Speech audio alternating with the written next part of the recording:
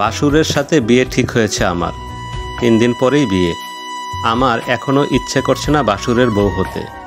যে মানুষটিকে এতদিন ধরে ভাইয়া ভাইয়া ডেকেছি, বড় ভাইয়ের চোখে দেখেছি, তাকেই কিনা এখন বিয়ে করতে হবে। উনিও প্রথমে এমন প্রস্তাবে রাজি ছিলেন না। ওনাকেও একরকম জোর করে রাজি করানো হয়েছে।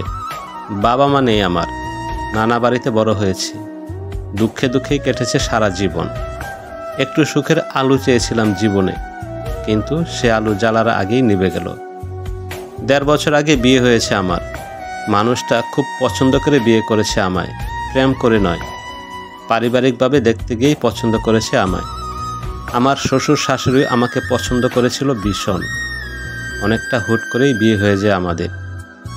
বিয়ের পর থেকে স্বামী অনেক ভালোবাসত, যেন আমি চোখের আড়াল হলেও কষ্ট পেত। কিন্তু কে জানতো এমন দুর্ভাগ্য লেখা আছে কপালে। হঠাৎ হার্ট অ্যাটাক করে আমার স্বামী মারা যায়। বুঝিনি হার্ট অ্যাটাক করেছে। দুপুরে খেয়ে ঘুমিয়েছিল। সেদিন অনেক মেহমান এসেছিল বাসায়। আমরা সবাই রাতের রান্নায় ব্যস্ত। বিকেলের চা নিয়ে এসে ঘুম থেকে ডাকলাম, কিন্তু আর জেগে ওঠেনি। চলে গেছেন চিরতরে। ও মারা গেছে 3 মাস হলো। আমার নাম তিন্নি। বাবা মা মারা গেছেন ছোটবেলায়। দুজনে চাকরি করতেন। অফিস থেকে ফেরার পথে একটা অ্যাক্সিডেন্ট হলো। সেই অ্যাক্সিডেন্টে একসাথে দুজন চলে যান পরপারে। তখন আমার বয়স 2.5 বছর। তারপরে ঠাঁই হয় নানার বাড়িতে। বাবা মায়ের চাকরি বেশি দিনের ছিল না, একরকম নতুন চাকরি। সামান্য কিছু টাকা পেয়েছিলেন পেনশন এবং এককালীন টাকা হিসাবে। সে টাকার বিনিময়ে নানার বাড়িতে মামারা আমায় রেখেছে। তবে কখনো কেউ ভালো ব্যবহার করেনি। আশ্রিতার মতো বড় হয়েছি। একটা সময় কিভাবে যেন আমার পেনশন বন্ধ হয়ে যায়। কি যেন কাগজপত্র নবায়ন করতে হবে, আর যেন কি এমনটাই বুঝিয়েছে মামা আমায়। নিজে কৌশলে সব টাকা খেয়ে ফেলেছিলেন কিনা সেটাও জানি না।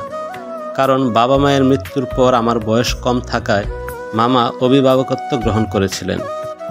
এককালীন এবং পেনশনের টাকাও মামার দায়িত্বেই ছিল। তিনি কিভাবে কি করেছেন জানি না, শুধু বলেছে পেনশন বন্ধ হয়ে গেছে। সেই পেনশনটা বন্ধ হয়ে যাবার পরে চরম অবহেলার শিকার হই নানা বাড়িতে। যখন অনার্স 2nd ইয়ারে পড়ি, তখনই বিয়ের প্রস্তাব আসে। মামা মামি তো আগের থেকেই বিয়ে দিতে উগ্রীব ছিল। পাত্রপক্ষ আমাকে পছন্দ করলে বিয়ে দিয়ে দেয় তাড়াহুড়া করে, যেন মাথা থেকে বোঝা নামিয়েছেন। শেষ পর্যন্ত স্বামীটাও আমাকে রেখে চলে গেল। আমি এখন অনার্স 4th ইয়ারে পড়ি। ভেবেছিলাম অনার্স কমপ্লিট করে চাকরিতে জয়েন করব, কিন্তু শ্বশুর শাশুড়ি আমাকে কিছুতেই ছাড়তে চাচ্ছেন না। ভীষণ পছন্দ করেন আমায়। মামা বাড়িতেও থাকার মতো অবস্থা নেই। স্বামীর মৃত্যুর পরেও শ্বশুর বাড়িতেই থাকতে হচ্ছে। এখন তো বিয়ে ঠিক করেছেন নিঃসন্তান বাসুরের সাথে। আমি ভাবছি রীতা ভাবির কথা। আমার কত ভালো সম্পর্ক ছিল ওনার সাথে। তার স্বামীর সাথে বিয়ে হলে ওনাকেই মুখ দেখাবো কিভাবে। যদিও বাবির শারীরিক সমস্যা ছিল, সন্তান হতো না। আরও অনেক অন্যায় করে বছরখানেক ধরে দূরে আছেন বাসুরের কাছ থেকে। এখন তো সেই নিঃসন্তান বাসুরের সাথে আমার বিয়ে দেওয়া হচ্ছে। রীতা ভাবি ভাবতে পারেন আমার স্বামীর মৃত্যুর পরে এই 3 মাস বাসুরের সাথে আমার সম্পর্ক হয়েছে, কারণ বাসুরও আমায় বিয়ে করতে রাজি হয়েছে। যদিও প্রথমে রাজি ছিলেন না, এখন তো রাজি হয়েছেন। আর আমাকেও জোর করে রাজি করানো হয়েছে। শ্বশুর শাশুড়ি ননদরাই রাজি করিয়েছেন আমায়। তবুও কেমন যেন লাগছে। ইচ্ছে করছে পালিয়ে যায়। কোথায় যাব, কি করব, কিছুই বুঝতে পারছি না। আমি কিছু কাপড় চোপড় গুছিয়ে রেখেছি, সুযোগ পেলেই পালিয়ে যাব। যদিও সবাইকে বলেছি বিয়েতে আমি রাজি, সন্দেহের ঊর্ধ্বে রাখতে এটা বলেছি। সিদ্ধান্ত নিলাম পালিয়েই যাব। আবার শ্বশুরবাড়ির এই মানুষগুলোর জন্য খারাপ লাগে। ওরা অনেক ভালোবেসেছে আমায়, একদম নিজের মেয়ের মতো।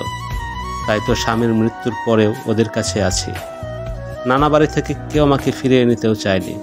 এখানে তো এখনো ভালোই আছি, তাই ওদের মুখের উপর বিয়ের ব্যাপারে না বলতে পারিনি। আমার বাসুরের স্ত্রীর নাম রীতা। আমার সাথে বেশ ভালো সম্পর্ক ছিল রীতা ভাবির। আমার স্বামীর মৃত্যুর পরেও ফোনালাপ হয়েছে ভাবির সাথে। আমার বিয়ের পরে 6 মাসের মতো আমরা একসাথে শ্বশুরবাড়িতে কাটিয়েছিলাম। উনি আপন বোনের মতো ভালোবাসতেন আমায়, কিন্তু ওনার মনের কথা কখনোই বুঝতাম না। আমার বিয়ের মাস 6 পরে রীতা ভাবি পালিয়ে যান তার পরকীয়া প্রেমিকার সাথে। আমার বাসুরের সাথে 7 বছরের সংসার ছিল, বিয়েও করেছিল প্রেম করে, কিন্তু রীতা ভাবি বন্ধা ছিলেন। এই ব্যাপারটা নিয়ে মনস্তাত্ত্বিক সমস্যা ছিল। মনে হচ্ছে সমস্যা থেকে জড়িয়ে পড়েছিলেন পরকীয়ায়। কেউ কিছু বুঝে ওঠার আগেই পালিয়ে গিয়েছেন কলেজ লাইফের সেই প্রেমিকের সাথে, সেখানে বিয়েও করেছেন। আমার বাসুরকে ডিভোর্স না দিয়েই বিয়ে করেছেন। 1 বছর হলো রীতা ভাবি চলে গেছেন সংসার ছেড়ে। আমার বাসুর নিজেও কিন্তু এখনও ডিভোর্স দেয়নি রীতা ভাবিকে। আমি আইন কানুন সম্পর্কে কম জানি। শাশুড়ি আমায় বলল, অন্য পুরুষকে বিয়ে করলে এমনিতেই ডিভোর্স হয়ে যায়। আমার ছেলের সাথে রীতার এখন আর ধর্মীয়ভাবে কোনো সম্পর্ক নেই, তোমার কোনো ভয়ও নেই। রীতা ফিরে এলেও আমার ছেলে তাকে আর গ্রহণ করবে না। আমার আপত্তি এখানে, রীতা ভাবিকে ডিভোর্স লেটার পাঠিয়ে দিক। কি সমস্যা ডিভোর্সে? আমার বাসুর যদিও আর কখনো কথা বলেনি রীতা ভাবির সাথে, তবুও মনে হয় ভাবি ফিরে আসতে পারেন। যেহেতু ডিভোর্স হয়নি, কিন্তু অন্য জায়গায় তো বিয়ে করে ফেলেছেন ভাবি। তারপরেও আমার মনে হয় ডিভোর্স না হলে আমি যেন অন্যের স্বামীকে কেড়ে নিচ্ছি। যদিও বাসুরের সাথে এই ব্যাপার নিয়ে আমার আলাপ হয়নি, আলাপ হয়েছে শাশুড়ির সাথে। উনি বরাবর বোঝাচ্ছেন ডিভোর্স হয়ে গেছে ধর্মীয় রীতি অনুযায়ী। আমি মনে করি রীতা ভাবির নতুন বিয়েটাই হয়নি। উনি এখনও আমার বাসুরেরই স্ত্রী, কারণ এক স্বামীকে ডিভোর্স না দিয়ে নতুন বিয়ে করলে সে বিয়েই হয় না। এসব ভেবেই সব গুছিয়ে নিয়েছি। এখন সকাল 6:30টার মতো বাজে। ফজরের নামাজ পড়ে শ্বশুর শাশুড়ি আবার ঘুমিয়ে পড়েছেন। বাসুর হয়তো তার রুমে আছেন, ননদরা এখনও আসেনি বিয়ে উপলক্ষে। বাকি মেহমানও আসবে আজ বিকেল থেকে। এখন বাড়ি একটু ফাঁকা, আমাকে এখনই পালাতে হবে। আমি গুছানো ব্যাগটা নিয়ে বেরিয়ে গেলাম শ্বশুরবাড়ির পেছন দিয়ে। ছোট্ট একটি গেট আছে, গেট খুলে বের হয়েছি। এইটা বাড়ির পেছনের রাস্তা। গেটের সামনে আমাকে অপেক্ষমান দেখে একটা সিএনজি এগিয়ে এসেছে। এই সময়টায় সাধারণত রাস্তা নীরব থাকে, সিএনজিরও চলাচল কম থাকে, কিন্তু আজ মনে হয় পেয়ে গেলাম। ভেতরে সম্ভবত একজন যাত্রী আছেন। সিএনজিটা এসে থামলো ঠিক আমার সামনে। ভেতরের লোকটিকে দেখে আমি ফ্রিজ হয়ে গেলাম। আমার বাসুরি এসেছেন সিএনজি করে, যার সাথে আমার বিয়ে ঠিক হয়েছে। উনি নেমে গেছেন সিএনজি থেকে। এখন কি করব বুঝতে পারছি না। সিএনজিতে উঠে বসবো নাকি ঘরের দিকে ফিরে আসব, মাথায় কাজ করছে না। বাসুর কখনো আগ বাড়িয়ে তেমন কথা বলেননি আমার সাথে। সিএনজির ভাড়া মিটিয়ে দিলেন তিনি। আমি এখনও নীরবে দাঁড়িয়ে আছি। উনি হাত নেড়ে সিএনজিটাকে চলে যেতে বললেন। সিএনজি চলতে শুরু করলো। আমি দাঁড়িয়ে আছি রাস্তার পাশেই। বাসুর গম্ভীর কণ্ঠে বললেন, পালিয়ে যাচ্ছিলে নাকি? আমি জবাব দিলাম না। উনি বরাবরই গম্ভীর ভঙ্গিতে আমার পানে চেয়ে প্রশ্ন করলেন, তোমারও কি কেউ আছে নাকি? যদি গোপন কোনো প্রেমিক থাকে তবে পালিয়ে যাও, আমি বাধা দেব না। আর যদি কেউ না থাকে তাহলে আমার হাত ধরো, তোমার হাত আমি কখনো ছাড়ব না। বাসুরের কথাগুলো শুনে বুকের ভেতর কেমন যেন লাগলো। মনে হলো উনি অনেক কষ্ট থেকে এভাবে বলছেন। আমি আর পা বাড়াতে পারিনি। বাড়ির গেটের দিকে ঢুকে যাচ্ছিলাম। বাসুরও বুঝতে পারলেন আমি ফিরে যাব না। তিনি আমার হাত থেকে আমার ব্যাগটা নিলেন। দৃঢ়কণ্ঠে বললেন, মায়ের কাছে গতকালই শুনেছি তুমি রীতার ডিভোর্স চাও। তুমি যা চাও সেটাই হবে। ধর্মীয় মতে রীতা অলরেডি ডিভোর্স হয়ে গেছে, তারপরেও আমি ডিভোর্স লেটার পাঠিয়ে দেব। ওকে ডিভোর্স দিয়েই তোমাকে বিয়ে করব। আমি চুপটি করে রইলাম। উনি আমার চেয়ে বয়সে বেশ বড়, মিনিমাম 10 বছরের মতো হবে। তারপরেও কেন যেন বিশ্বাস এলো উনার উপরে, যে বিশ্বাসটা এতদিন শাশুড়ির কথাই খুঁজে পায়নি। শাশুড়ি বারবার ওই ডিভোর্সের ব্যাপারটি এড়িয়ে যেতে চেয়েছেন, অথচ উনি কত সহজেই রাজি হয়ে গেলেন। আমি ঘরে ফিরে এলাম বাসুরের সাথে। উনি আমার হাত ব্যাগটা দিতে দিতে বললেন, যাও চা বানিয়ে নিয়ে আসো, একসাথে চা খাবো। আমি চলে যাচ্ছিলাম ভেতরের দিকে। তিনি পিছন থেকে ডেকে বললেন, স্বর্ণকারের বাড়িতে গিয়েছিলাম এই 7 সকালে।